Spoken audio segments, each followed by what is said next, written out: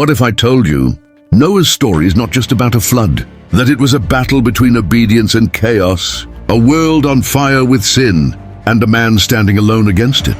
What if Noah's greatest struggle wasn't the flood, but the people he was trying to save?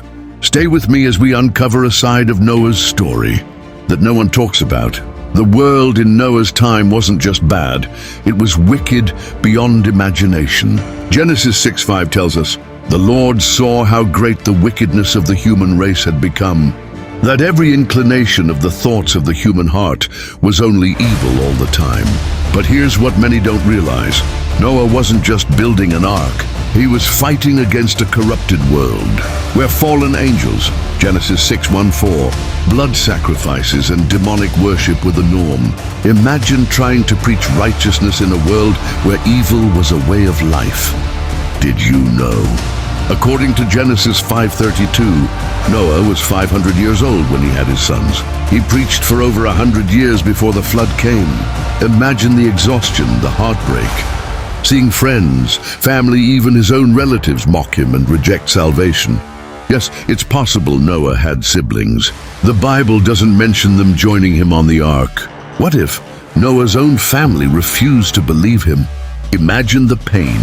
Noah received the instruction to build an ark. This wasn't just a big wooden boat. It was the greatest act of faith in history.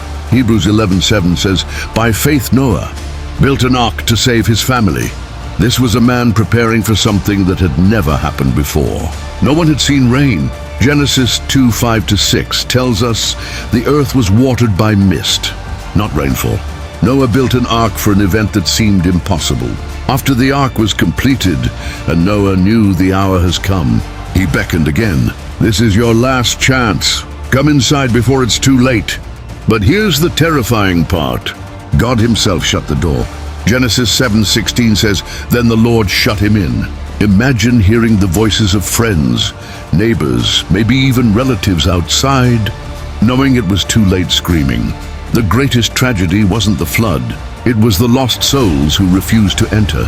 The great flood lasted a total of 1 year and 10 days from the time Noah entered the ark until the earth was completely dry. Noah and his family survived, but not without scars. Many don't talk about what happened after the flood. Genesis 9:20-21 tells us Noah planted a vineyard, got drunk and lay uncovered in his tent. Why? Could it be survivor's guilt? The weight of losing everyone he ever knew? Noah wasn't perfect. He was human, and yet he was chosen. This story isn't just about judgment, it's about mercy, a chance to start over. But here's the real question. Are we any different today?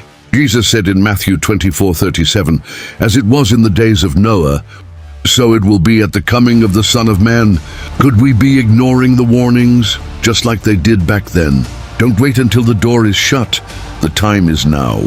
Hearken to the cry of salvation. Subscribe for more biblical insights. Don't miss the next revelation.